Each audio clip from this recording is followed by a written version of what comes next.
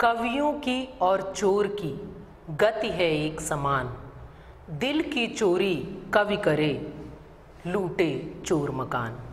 प्यारे बच्चों, मैं डॉक्टर चारुशीला सिंह हिंदी की कक्षा में आप सभी का स्वागत करती हूँ। एक ऐसे कवि जिनके दोहे वर्षों आम जनमानस के चित्त को चुराते रहे हैं। हर गली, हर चौराहे और नुक्कड़ से होते हुए वो दोहे हमारे और आपके चौखट के पार भी आ गए हैं। और चाहे पढ़ा लिखा वर्ग हो या निरक्षर, हर हृदय में वो गहरे उतरे हैं, मथते रहे हैं। गहरी और मार्मिक अनुभूतियों से हमारे और आपके मन मानस में पैठ बनाते रहे हैं। ऐसे भावों को अपने अंदर समाहित किए ये महनीय दोहे आज भी उतने ही प्रासंगिक हैं। और आज हम और आप अध्ययन के क्रम में ऐसे ही कुछ दोहों को पढ़ेंगे। प्यारे बच्चों, पिछली कक्षा में आपने मीराबाई के परिचय के साथ साथ पदावली के कुछ पद पढ़े थे।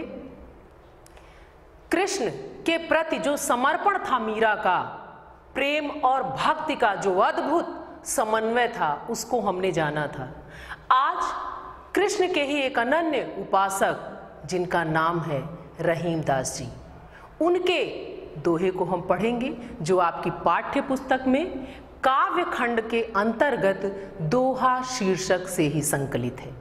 तो बच्चों चले, प्रकरण जो आज का हमारा है वो है दोहा भाग एक। हम इसको 2 दिनों में पढ़ेंगे। तो भाग एक कहने का मतलब कुछ अंश आज हम पढ़ रहे हैं। रचयिता रहीमदास जी, मैं प्रस्तुतकर्ता डॉक्टर चारुशीला सिंह। आइए अविलंब चलते हैं अपने मुख्य विषय की ओर और प्राप्त करते हैं पाठ की एक संक्षिप्त जानकारी। ध्यान दें बच्चों, पाठ परिचय। परिचय के महत्व को हम और आप नकार नहीं सकते। ये जो संक्षिप्त परिचय है आपके समक्ष, ये पूरे पाठ में आपके लिए बहुत ही सहयोगी सिद्ध होने वाला है। इसको जान लेने के बाद आप पाठ बहुत ही आसानी से समझ पाएंगे, ग्राह्य कर पाएंगे। इसलिए इधर विशेष ध्यान दें बच्चों। शीर्षक जो है वो है दोहा भाग एक, अर्थात इसे 2 टुकड़ों में पढ़ना है, एक अंशाज और एक अगली कक्षा में। रचयिता रहीमदास जी हैं। भाषा जो है वो है ब्रज। ब्रज जो भाषा है, ये इसकी मधुरिमा से आप परिचित हैं और पुनः आज उसी लालित्य में, उसकी भाव भूमि में हम अध्ययन के क्रम में रमण करने वाले हैं। शैली मुक्तक है। आपको पहले भी बताया जा चुका है कि प्रबंध और मुक्तक का जो क्रम होता है उसमें क्या विशेषता होती है। काव्य को पढ़ते हुए आपने जाना था, पर पुनः बताती हूँ। मुक्तक अर्थात जो पहला दोहा होगा उसका दूसरे से कोई तारतम्य नहीं होगा। मुक्तक काव्य वही होता है कि अपने में वो स्वतंत्र होते हैं, स्वतंत्र भाव लिए फिर अगला अगला अगला ऐसे। और प्रबंध जब होता है तो वो एक ही क्रम में पिरोए गए होते हैं, गुथे गए होते हैं, लिखे गए होते हैं। आगे देखें, जो रस है वो शांत है। छंद दोहा अभी पढ़ते हुए हम जानेंगे, और आपने पहले भी इसको पढ़ा, कबीरदास को पढ़ते हुए भी आपने पढ़ा दोहे को किस तरह पढ़ना है, कैसे पढ़ना है, और ये छोटा होकर भी कितने महनीय भावों को खुद में समेटा हुआ होता है। इससे हम और आप परिचित हैं, आज पुनः परिचित होंगे। और आज जो दोहे हम पढ़ने जा रहे हैं बच्चे, सभी दोहे रहीम ग्रंथावली से लिए गए, यानी वो जो यहाँ संग्रहित हैं वो किससे हैं? रहीम ग्रंथावली से। और हम कुछ पढ़ेंगे। आइए और आगे चलते हैं और इतनी विशिष्टताओं से युक्त जो दोहे भरे हैं उनको रचने वाले, उनके सृजनकर्ता की ओर चलते हैं, जानते हैं उनके जीवन के बारे में एक संक्षिप्त परिचय, साहित्य के बारे में जानते हैं कि उन्होंने क्या लिखा, क्या किया, क्यों आज भी वो हम सब के मानस में गहरे बैठे हुए हैं, क्यों आज भी वो प्रासंगिक है, ऐसा क्या उन्होंने किया। आइए एक संक्षिप्त परिचय के माध्यम से हम कवि के जीवन की ओर चलते हैं, जानते हैं कि क्या है विशेष। कवि परिचय। नाम देखें बच्चों, रहीमदास।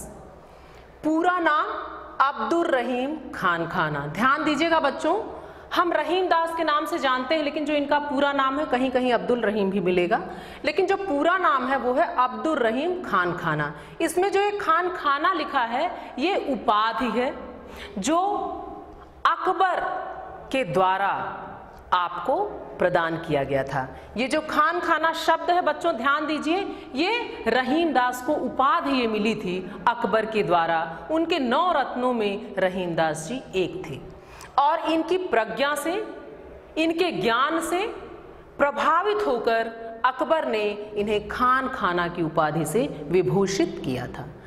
देखिए अब रहीमदास जी के पिता का नाम बैरम खां, और ये जो बैरम खां हैं ये अकबर के अभिभावक संरक्षक के रूप में हम इनको जानते हैं। जन्म रहीमदास जी का 1556 ईस्वी में, जन्म स्थान लाहौर, मृत्यु 1627 ईस्वी में।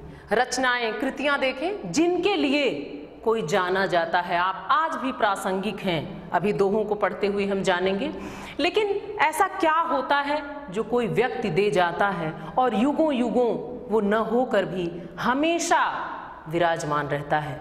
वो ये योगदान जो है, आप देखें ये क्या क्या रचनाएं हैं, किस लिए आप आज भी जाने जाते हैं और युगों तक जाने जाएंगे। वो क्या देन है साहित्य को, ध्यान दें।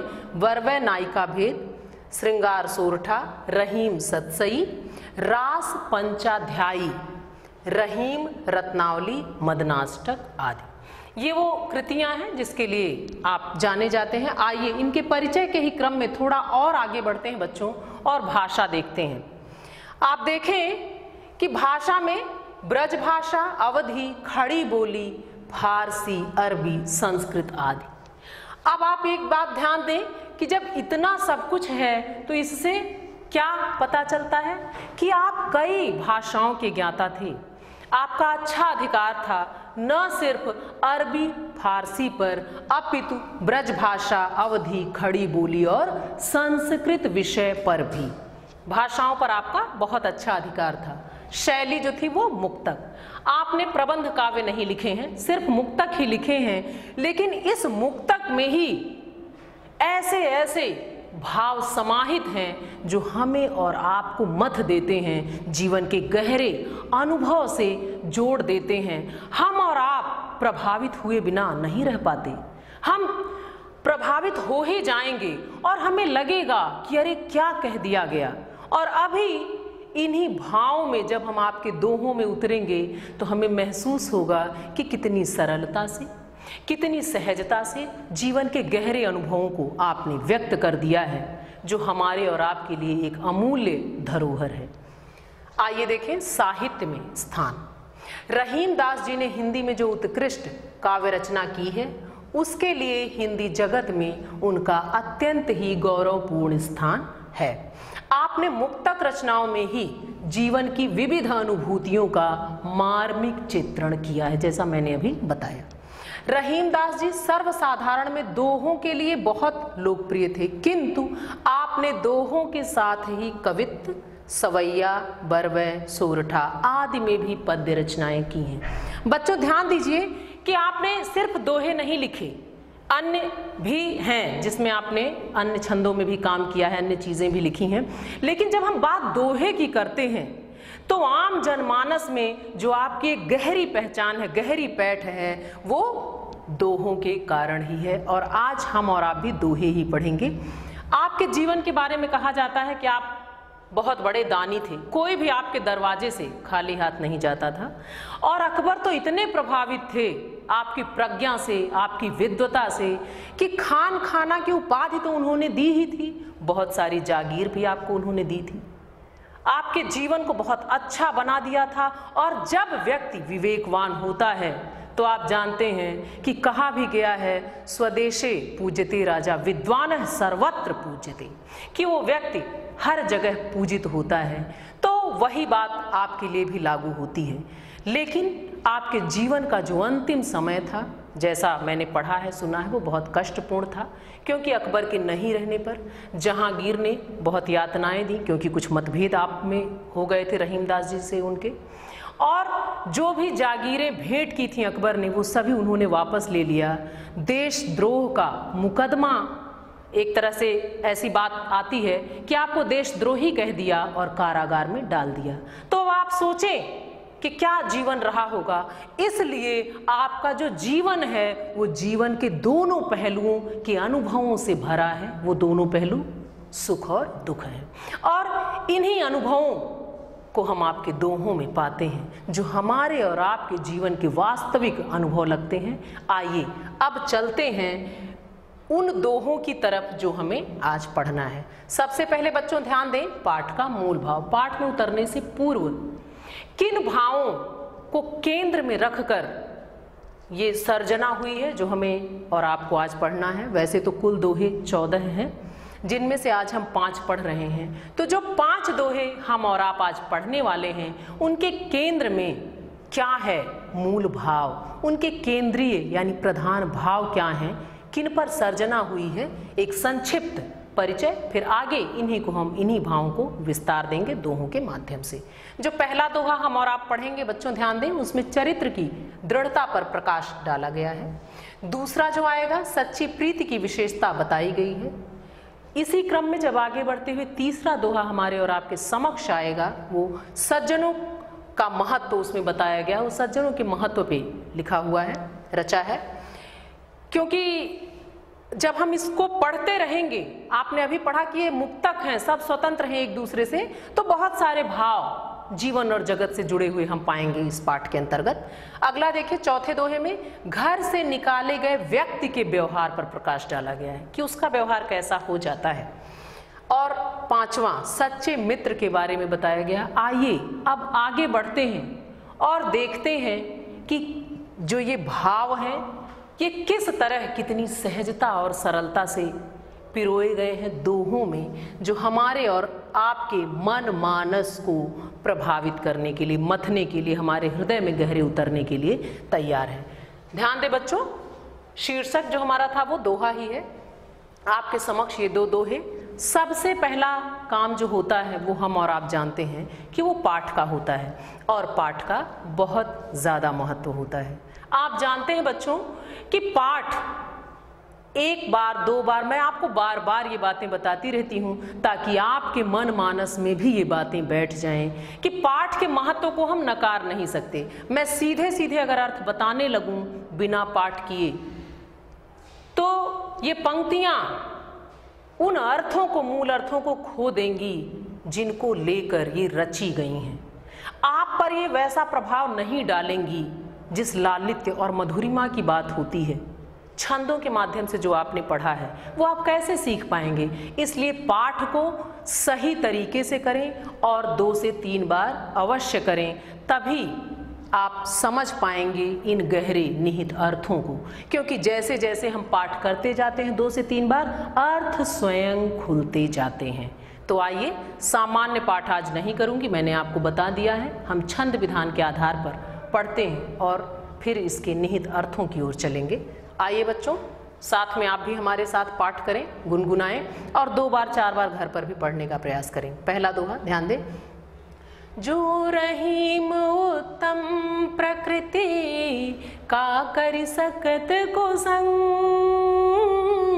चंदन विष व्यापत नहीं, लिपटे रहत भुजंग। आहा, कितने अद्भुत भाव हैं इन पंक्तियों में। अगला देखें। रही मन प्रीति सराही, मिले होत रंग दून, ज्यों जरदी हरदी तजे, तजे सफेदी चून। आइए अब इनके गहरे अर्थों में उतरते हैं। आपने अभी पढ़ा था मूल भाव के अंतर्गत कि जो पहला है वो दृढ़ चरित्र की बात उसमें कही गई है। तो आप देखें कि क्या कहते हैं रहीम दास जी। जो रहीम उत्तम प्रकृति का करि सकत कुसंग। प्रकृति मतलब स्वभाव, उत्तम मतलब अच्छा। रहीम दास जी कहते हैं कि जो उत्तम प्रकृति के लोग हैं, अच्छे स्वभाव वाले हैं, दृढ़ प्रतिज्ञ लोग हैं, का करि सकत कुसंग। कुसंग का अर्थ होता है बुरी संगति। कि वो कहते हैं कि जो अच्छी प्रकृति वाले हैं, जिनका चरित्र दृढ़ है, हर जगह वो प्रभावित नहीं हो सकता, जो उनका कुसंग भी यानी बुरी संगति भी कुछ बिगाड़ नहीं सकती। कैसे? और एक उदाहरण के माध्यम से इस बात को उन्होंने पुष्ट किया है। चंदन विष व्यापत नहीं, लिपटे रहत भुजंग। बहुत बड़ी बात कही गई और हमने इसे बार बार कई बार सुना भी है आम जीवन में भी। कि कहते हैं कि जो उत्तम प्रकृति वाले लोग हैं, बुरी संगति उनका कुछ उसी तरह नहीं बिगाड़ सकती जैसे चंदन विष व्यापत नहीं लिपटे रहत भुजंग। जैसे जो चंदन का पेड़ है वो विष व्यापत नहीं, कि चंदन का पेड़ कभी भी विषैला नहीं होता, जबकि लिपटे रहत भुजंग, जबकि उस पेड़ से भुजंग अर्थात सर्प लिपटे होते हैं। कैसे? जो विषैले होते हैं। आप ये हम लोगों ने सुना है, जाना है, पढ़ा भी है कि जो चंदन का पेड़ होता है वो विषैले सर्प उस पे लिपटे होते हैं, लेकिन आप सभी जानते हैं कि चंदन जो है वो सुगंध और शीतलता ही हमें और आपको प्रदान करता है। तो कवि का कहने का तात्पर्य यही है कि जो अच्छी प्रकृति के लोग हैं, जिनका चरित्र दृढ़ है, उन्हें बुरी संगति भी उसी प्रकार प्रभावित नहीं कर पाती जिस प्रकार चंदन के पेड़ को विषैले सर्प प्रभावित नहीं कर पाते। वो अपने गुण नहीं छोड़ता, वो उस बुरी संगति से भी प्रभावित नहीं होता। आइए अगले दोहे की तरफ चलते हैं। रहीमन प्रीति सराहिए मिले होत रंग दून, ज्यों जर्दी हरदी तजय तजय सफेदी चून। बहुत बड़ी बात इन पंक्तियों में कही गई है बच्चों, ध्यान दें। रहीम दास जी कहते हैं रहीमन प्रीति सराहिए। रहीम दास जी कहते हैं कि उस प्रीति की, उस प्रेम की प्रशंसा करनी चाहिए। मिले होत रंग दून, जहां दो के मिलने से जो रंग है वो और अधिक प्रखर होता है, खिलता है, नवीनता को प्राप्त करता है, उत्थान को प्राप्त करता है। ध्यान दें पुनः, रहीमन प्रीति सराहिए मिले होत रंग दून। रहीम दास जी कहते हैं कि उस प्रीति की, प्रेम की सराहना की जानी चाहिए, तारीफ की जानी चाहिए, जहां मिले होत रंग दून, जहां दो के मिलने से रंग कई गुना हो जाता है, दो गुना हो जाता है, एक नवीनता को प्राप्त करता है। एकात्म भाव कि दो रंग मिले, न ये रहा न वो रहा, एकात्म हो जाना, कि जहां ऐसा प्रेम हो कि दो के मिलने से वो दो गुना असर डाल दे, कि दोनों मिले लेकिन उनका जो एकात्म है वो एक नवीनता ला दे, एक प्रखरता ला दे। ऐसे प्रेम की सराहना की जानी चाहिए। और इसी बात को एक उदाहरण के माध्यम से वो समझाते हैं। कहते हैं ज्यों जर्दी हरदी तजय तजय सफेदी चून। जिस प्रकार जर्दी अर्थात पीलापन और हरदी मतलब हल्दी, कहते हैं कि जिस प्रकार हल्दी पीलापन तजय मतलब छोड़ देती है, त्याग देती है, तजय सफेदी चून, और जो चूना है वो अपना सफेदी तजय मतलब त्याग देता है। कब? जब हल्दी और चूने को मिला देंगे।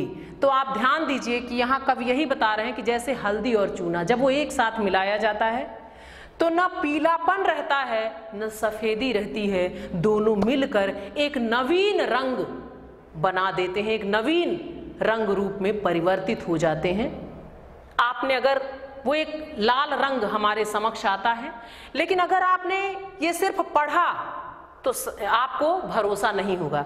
तो मैं कहती हूँ आज आप इसे घर पे करके अवश्य सीखें, देखें और जानें, अपने अनुभव के आधार पे जानें। आज बच्चों आप सभी लोग हल्दी और चूने को मिलाकर देखिएगा, आप पाएंगे कि एक नवीन रंग आपके समक्ष होगा। और कवि यहाँ यही बात कहना चाहते हैं कि जहाँ दो के मिलने से न मैं रहता है न तुम रहता है, एकात्म भाव हो जाता है, एक हो जाता है, एक दूसरे में घुल जाता है और एक नवीनता हमारे समक्ष आती है, एक प्रखरता, एक उत्थान, एक नवीन रंग आता है। वहाँ ऐसे प्रेम की सराहना की जानी चाहिए, जैसा कि हल्दी और चूने के उदाहरण के माध्यम से हमें और आपको बताया गया।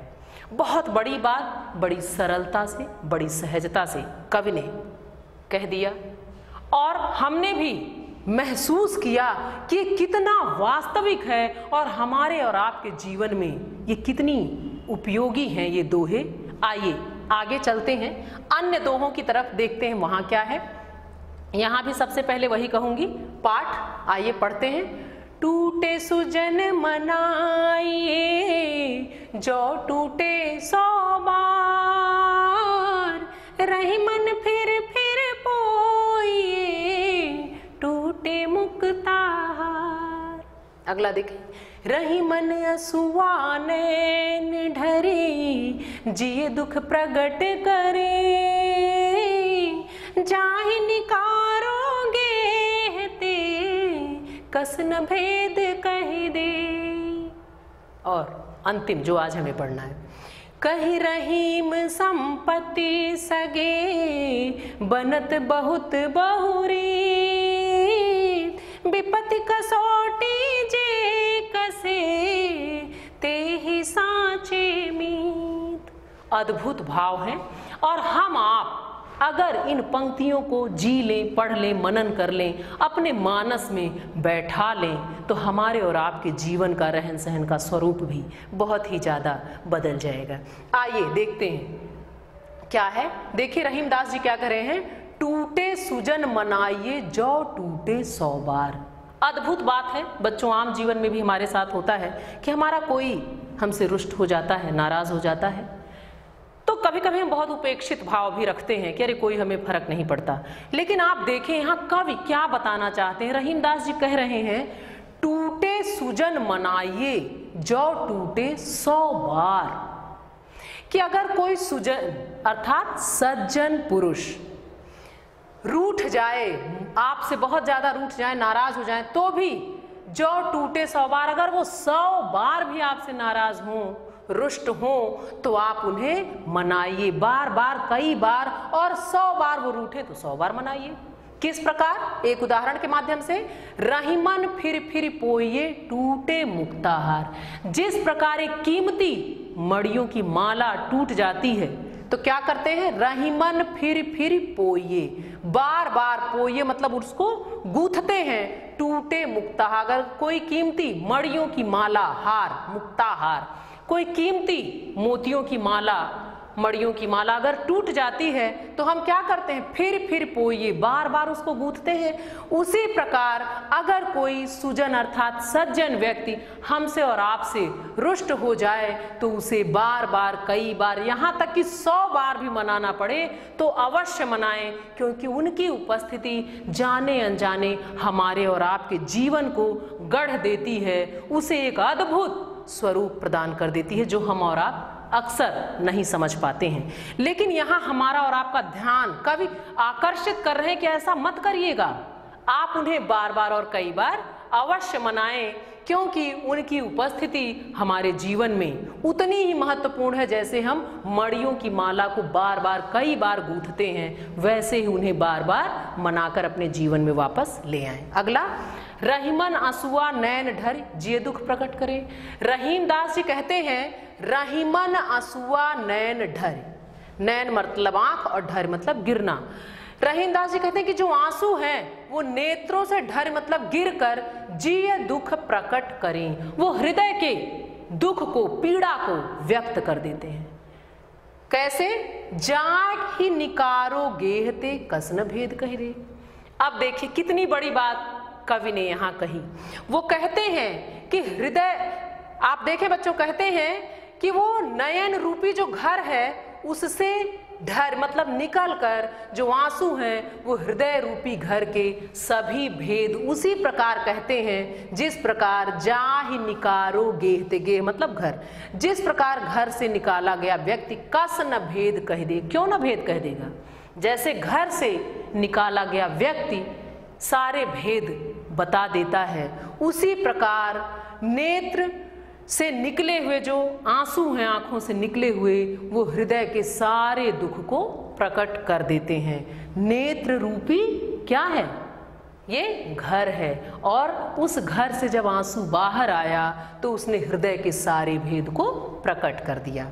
किस प्रकार? जैसे घर से निकाला हुआ व्यक्ति। यहाँ विभीषण की भी चर्चा की जाती है कि जैसे उन्होंने, कहते हैं ना कि घर का भेदी लंका ढाए, और विभीषण का नाम लिया जाता है, तो यहाँ वैसा ही भाव साम्य में वो पंक्तियां हम ले सकते हैं। आइए आखिरी जो दोहा है, कहि रहीम संपत्ति सगे बनत बहुत बहुरीति, विपत्ति कसौटी जे कसे ते ही सांचे मीत। आपने पढ़ा था कि सच्चे मित्र के बारे में बताया गया है। क्या कहते हैं सुनिए, कहि रहीम संपत्ति सगे। रहीमदास जी कहते हैं कि जब संपत्ति, धन, दौलत और वैभव हमारे पास होता है तो बहुत से लोग सगे बन जाते हैं। बनत बहुत बहुरीत, बहुत प्रकार से अपना जुड़ाव हमसे ढूंढ लेते हैं, मेरे अपने बन जाते हैं। लेकिन विपत्ति कसौटी जे कसे ते ही साचे।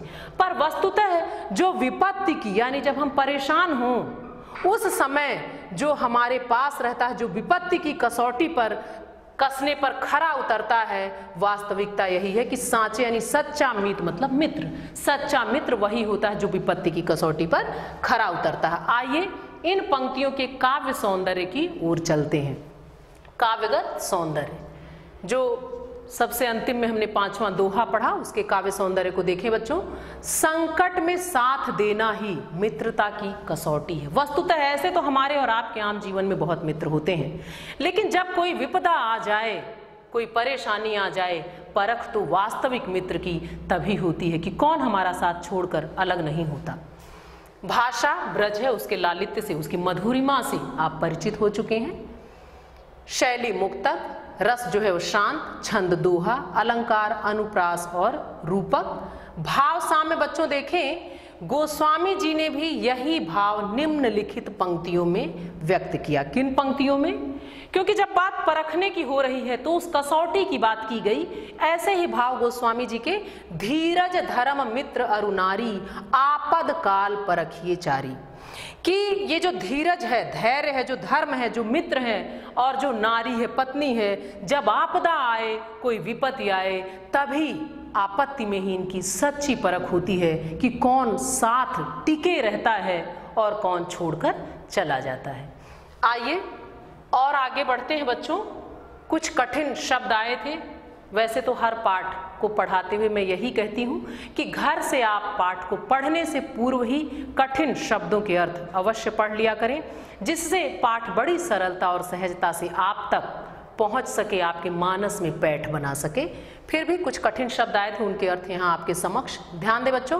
प्रकृति अर्थात स्वभाव, कुसंग बुरी संगत, भुजंग अर्थात सर, दून दूना दो गुना, जर्दी पीलापन, गेह मतलब घर, आपको पहले भी बताए गए थे।